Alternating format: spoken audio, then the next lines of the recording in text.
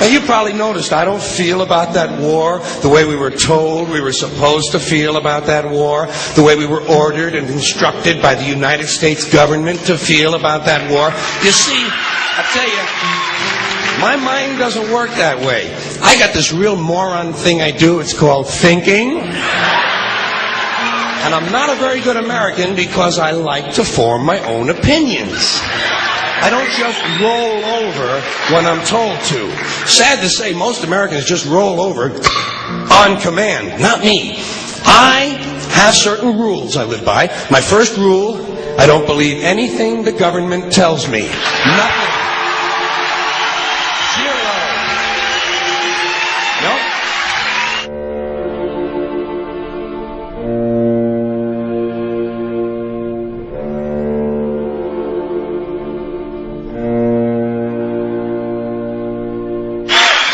And I don't take very seriously the media or the press in this country, who in the case of the Persian Gulf War were nothing more than unpaid employees of the Department of Defense, and who most of the time function as kind of an unofficial public relations agency for the United States government. So I don't listen to them. I don't really believe in my country. And I gotta tell you folks, I don't get all choked up about yellow ribbons and American flags. Now, to balance the scale, I'd like to talk about some things that bring us together. Things that point out our similarities instead of our differences. Because that's all you ever hear about in this country is our differences. That's all the media and the politicians are ever talking about, the things that separate us, things that make us different from one another. That's the way the ruling class operates in any society. They try to divide the rest of the people. They keep the lower and the middle classes fighting with each other so that they, the rich, can run off with all the fucking money. Fairly simple thing, happens to work. You know, anything different, that's what they're going to talk about. Race, religion, ethnic and national background, jobs, income, education, social status, sexuality, anything you can do, keep us fighting with each other so that they can keep going to the bank. You know how I describe the economic and social classes in this country? The upper class keeps all of the money, pays none of the taxes. The middle class pays all of the taxes, does all of the work. The poor are there just to scare the shit out of the middle class. Keep them showing up at those jobs. Politicians know that word. They use it on you. Politicians have traditionally hidden behind three things: the flag, the Bible, and children. No child left behind. No child left behind. Oh, really? Well, it wasn't long ago you were talking about giving kids a head start. Head start? Left behind? Someone's losing fucking ground here. But there's a reason. There's a reason. There's a reason for this. There's a reason education sucks, and it's the same reason that it will never, ever, ever be fixed. It's never going to get any better. Don't look for it. Be happy with what you got. Because the owners of this country don't want that. I'm talking about the real owners now. The big, the wealthy, the real owners, the big wealthy business interests that control things and make all the important decisions. Forget the politicians. They're irrelevant. The politicians are put there to give you the idea that you have freedom of choice. You don't. You have no choice. You have owners. They own you. They own everything. They own all the important land. They own and control the corporations. They've long since bought and paid for the Senate, the Congress, the state houses, the city halls. They got the judges in their back pockets, and they own all the big all the big media companies. So they control just about all of the news and information you get to hear. They got you by the balls. They spend billions of dollars every year lobbying to get what they want. Well, we know what they want. They want more for themselves and less for everybody else. But I'll tell you what they don't want.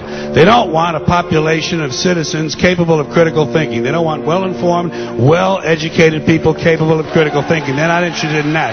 That doesn't help them. That's against their interest. That's right. You know something? They don't want people who are smart enough to sit around the kitchen table and figure out how badly they're getting fucked by a system that threw them overboard 30 fucking years ago. They don't want that. You know what they want? They want obedient workers. Obedient workers, people who are just smart enough to run the machines and do the paperwork and just dumb enough to passively accept all these increasingly shittier jobs with the lower pay, the longer hours, the reduced benefits, the end of overtime, and the vanishing pension that disappears the minute you go to collect it. And now they're coming for your Social Security money. They want your fucking retirement money. They want it back so they can give it to their criminal friends on Wall Street. And you know something? They'll get it. They'll get it all from you sooner or later because they own this fucking place. It's a big club, and you ain't in it. You and I are not in the big club.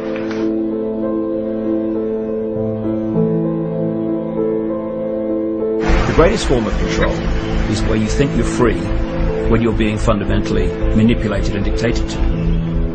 One form of dictatorship is being in a prison cell and you can see the bars and touch them. The other one is sitting in a prison cell but you can't see the bar, you think you're free. What the human race is suffering from is mass hypnosis. We are being hypnotized by people like this.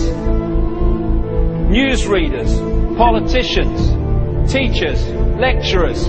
We are in a country and in a world that is being run by unbelievably sick people.